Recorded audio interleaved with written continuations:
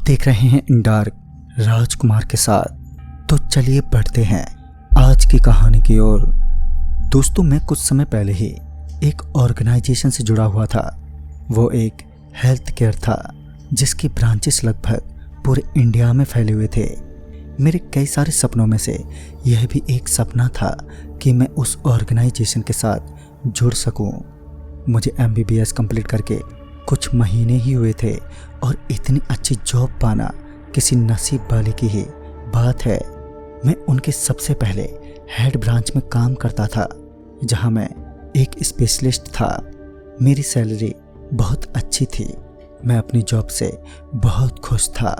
पर ऐसे ही एक दिन जब मैं अपने काम से घर आ रहा था तभी मेरे सुपरवाइजर ने मुझे बुला लिया। मैं थोड़ा चौंक गया क्योंकि मैंने अपने सारे काम पूरे कर लिए थे। तो इस वक्त उन्होंने क्यों बुलाया था? मैं जैसे ही उनके केबिन में पहुंचा तो उन्होंने मुझसे कहा कि तुम्हारा ट्रांसफ़र कर दिया गया है। हमारे बिहार के ब्रांच में कोई स्पेशलिस्ट नहीं है और जो पहले था उनकी अभी तबीयत बहुत ख़राब चल रही है, इसलिए तुम्हें कुछ महीनों के लिए वहाँ पर काम करना होगा। मुझे कल के कल ही निकलने के लिए कहा गया था क्योंकि हॉस्पिटल में स्पेशलिस्ट का जॉब बहुत ज़रूरी होता है और किसी स्पेशलिस्ट के वहाँ ना होते हुए हो सकता है कि किसी की गंभीर स्थिति में जान भी चली जाए। मैंने उनकी बात के साथ सहमति जताई और अगले ही दिन बिहार के लिए निकल गया। वैसे तो ट्रांसफ़र होने पर काफ़ी सारे लोगों को अच्छा नहीं लगता क्योंकि हमें हमारे एक स्थान पर रहने की आदत सी हो जाती है, पर मेरे लिए यह खुशी की बात थी क्योंकि मुझे वैसे भी घूमना फिरना बहुत अच्छा लगता था। इसका मुझे पहले ही अंदाज़ा था कि सफ़र अच्छा खासा लंबा होगा। मैंने सफ़र के लिए अच्छी तैयारी की थी। मुझे सफ़र के लिए चौथा बोगी मिला था। पूरी बोगी खाली ही थी। मैंने अपना सामान अपनी जगह पर रखा और सीट पर लेट गया। पूरी बोगी खाली ही थी। यह बहुत अच्छी बात थी क्योंकि मैंने हमेशा गांव की ओर जाने वाले भरी हुई ट्रेन ही देखी है। अब शाम हो गई थी और हल्की सी मेरी आंखें भी लग गईं। थोड़े समय बाद मुझे नींद भी आ गई थी। 3 दिन के सफ़र के बाद मैं बिहार पहुंच गया और सफ़र के दौरान ट्रेन में ज़्यादा भीड़ नहीं थी और सच कहूँ तो मुझे अकेले रहना ही बहुत ज़्यादा पसंद है। मैं शाम के 6 बजे तक स्टेशन उतरा था। वहाँ से मैं पहली बार हॉस्पिटल देखना चाहता था। हॉस्पिटल जाते हुए मुझे लगभग रात के 10:30 बज चुके थे। मैं हॉस्पिटल पहुँचा। जब पहली बार मैंने टैक्सी से उतरकर हॉस्पिटल को देखा तो मेरा अनुभव कुछ खास नहीं था। हॉस्पिटल की हालत बहुत ख़राब लग रही थी। बाहर से ही हॉस्पिटल बहुत ख़राब लग रहा था तो अंदर से वो कैसा होता। इसी बीच में मैं हॉस्पिटल के अंदर घुसा और जैसे ही मैं हॉस्पिटल के अंदर जाने वाला था कि तभी अचानक ही हॉस्पिटल की लाइट चली गई। यह देखकर मुझे काफ़ी गुस्सा आ गया। और तो और हॉस्पिटल में जनरेटर तक नहीं था। मैंने तो सुना था कि यह ऑर्गेनाइजेशन अपने हर एक ब्रांच पर सामान्य रूप से ध्यान देती है और ऐसी हालत तो किसी भी ब्रांच के हॉस्पिटल की नहीं थी। शायद यहाँ पर कुछ पैसों की चोरी चल रही थी। मैंने सोचा इन सब चीज़ों पर कल ही सोचना चाहिए और कल ही आकर मैं हॉस्पिटल को देखता हूँ। मैं उस रात स्टाफ क्वार्टर में सो गया। जब मैं सुबह उठा तो सबसे पहले कंपाउंडर चाय लेकर आया था। चाय पीकर मैं उस कंपाउंडर से इस जगह के बारे में पूछने लगा। तब मुझे उसके चेहरे पे हल्का सा खौफ साफ साफ दिख रहा था। उसकी बातें बहुत अजीब लग रही थीं। वो कुछ अजीब अजीब सी घटनाओं के बारे में बता रहा था। वो भूत प्रेत से जुड़ी हुई बातें कर रहा था। मुझे इन चीज़ों पर बिल्कुल भी विश्वास नहीं हुआ।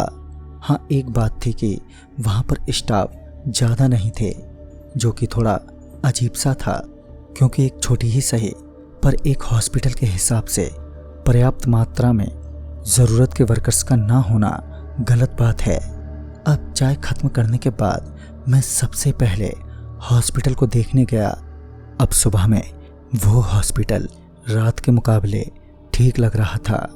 हॉस्पिटल के इतने अच्छे से साफ सफाई भी नहीं थी।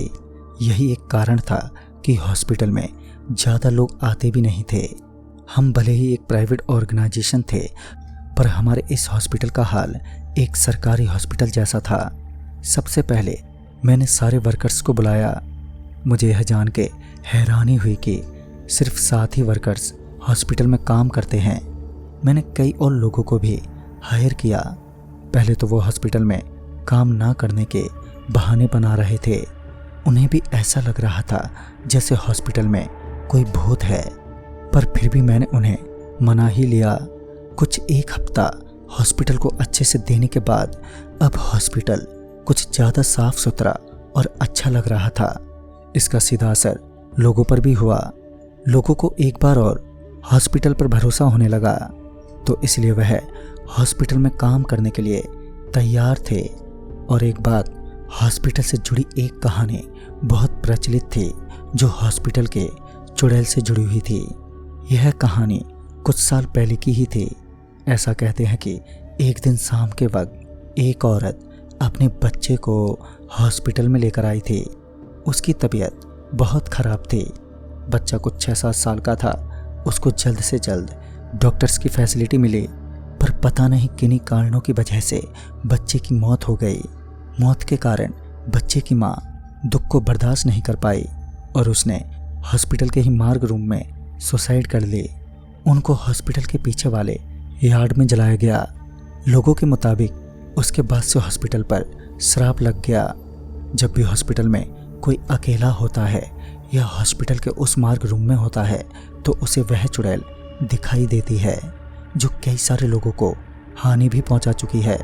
और तो और लोगों का कहना है कि कुछ लोगों को तो उस चुड़ैल ने बड़ी दर्दनाक मौत दी है। यह कहानी कुछ साल पहले की है, पर जैसे कि मैं जानता था कि कहानी का कोई सबूत नहीं होगा। कोई भी शख्स मुझे ऐसा नहीं मिला जिसने कहा कि मैंने खुद के आंखों से या अपने समय में यह सब देखा है। जितने भी थे सब ने बस यही कहा कि मैंने भी सुना है, और सुनी ही बातों पर विश्वास करना बिल्कुल पानी पर लिखने के समान होता है। पिछले 2 हफ्तों से लगभग हॉस्पिटल एक बार फिर थोड़ा चहल पहल सा हो गया, पर एक दिन के हादसे ने मेरी सोच और नीयत दोनों ही बदल कर रख दी। मैं आज भी उसे भूल नहीं सकता हूँ। उस दिन दोपहर का समय था। मैं हॉस्पिटल के किसी काम में बिजी था। तभी अचानक से एक पेशेंट आया। उसके परिवार वाले भी उसके साथ थे। उन्होंने मुझसे कहा कि तबीयत बहुत ख़राब है, प्लीज़ देखिए क्या हो गया है। मैंने अपने 2 वार्ड बॉय के साथ उसे क्लिनिकल रूम में ले गया। वह आदमी दर्द से करा रहा था। पता नहीं क्यों उसके शरीर पर कहीं चोट के निशान भी नहीं थे। मुझे समझ में नहीं आ रहा था कि मैं क्या करूं, क्योंकि उस आदमी की स्थिति बहुत अजीब थी। मैंने उसके ब्लड का सैंपल लिया और उसे टेस्ट कराने के लिए दूसरे कमरे में गया। वहाँ से लौटने के बाद मैंने देखा कि वह आदमी मर चुका है। ये देखकर मुझे बहुत ही दुख हुआ। मैं यह बात बताने जब बाहर गया था तो मैंने देखा उसके परिजन वहाँ पर नहीं हैं। मैं हैरानी में अपने हाथ धोने के लिए वॉशरूम गया। वापस आकर जब मैं उसी रूम में गया जहाँ उस आदमी की डेड बॉडी रखी थी, तो मैंने जो देखा उसने तो मेरे होश ही उड़ा दिए। मैंने देखा कि उस इंसान की लाश अपनी जगह बदल चुकी थी। मुझे पूरा पता था वह दक्षिण वाले बेड पर लेटा था, पर अब वो अपने बाजू वाले बेड पर कैसे आ गया। तभी मैंने उस लाश को मोर्चरी रूम में भेजने को कहा। इतना कहने के बाद मैं मोर्चरी रूम में गया। मैं अंदर से उस हादसे के बाद थोड़ा डरा हुआ था, और अपने डर की आशंका के साथ जब मैं मोर्चरी रूम में पहुंचा तब मैंने जो देखा वो बहुत ही अजीब सी चीज़ थी। जो मृत शरीर को बंद रखने वाले दरवाजे थे वह सब खुले हुए थे। मुझे समझ में नहीं आ रहा था कि इन्हें किसने खोला है। मैं बस इसे पूछने के लिए मोर्चरी रूम से बाहर निकलने वाला था कि तभी अचानक से मुझे ऐसा एहसास हुआ कि कोई परछाई भागते हुए मेरे अंदर समा गई है। मुझे उस वक्त कुछ समझ में नहीं आ रहा था, पर मुझे इतना लग रहा था जैसे कुछ तो मेरे शरीर के अंदर समा गया है। मुझे मेरे शरीर में कुछ अजीब सा महसूस हो रहा था। मुझे एक अलग ही ऊर्जा का एहसास हो रहा था। जैसे कोई बिजली की करंट मेरे अंदर दौड़ पड़ी हो। मेरे अंदर अजीब सी सिरहन दौड़ रही थी। अचानक ही दूसरे पल वो परछाई जैसे मेरे बाहर निकल गई।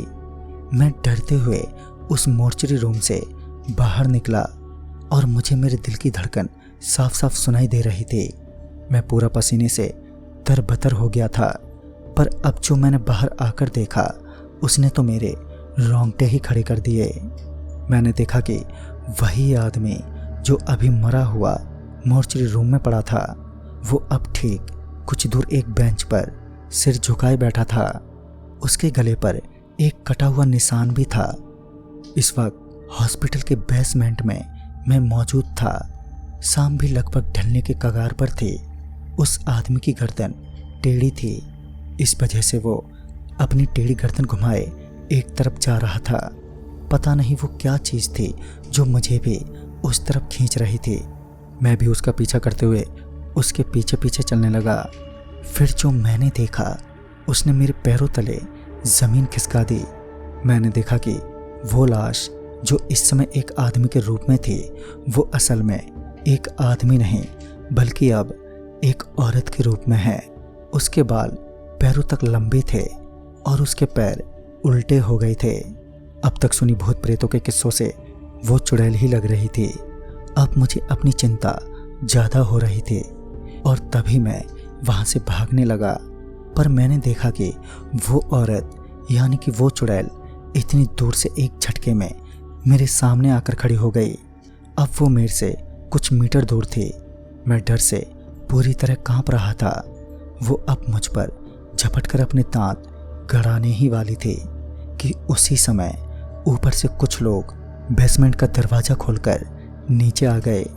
उनमें से कुछ स्टाफ और पियोन थे। उनके हाथ में एक लोहे की लाठी थी। उनके आते ही वो चुड़ैल एकदम से गायब हो गई और जब वो गायब हो गई तब जाकर मुझे थोड़ी राहत मिली और मेरी जान में जान आई, वरना तो आज मेरा मरना पक्का था। उन लोगों ने कहा, साहब काफ़ी समय से आप ऊपर नहीं आए थे, जिस वजह से हमें ये शक था कि आप मुसीबत में फंसने वाले हो। वो तो वक्त रहते हम पहुंच गए, वरना उस चुड़ैल के शिकार आप हो जाते और बड़ी ही दर्दनाक मौत होती। फिर उस दिन के बाद से आज तक मुझे भूत प्रेतों के नाम से डर लगता है। फिर मैंने उस किस्से के बाद वहाँ से ट्रांसफ़र ले लिया और आज इतने समय बाद भी उस घटना की तस्वीर मेरे जहन में अभी तक बरकरार है। तो दोस्तों, इस कहानी में बस इतना ही। तब तक के लिए बाय एंड टेक केयर।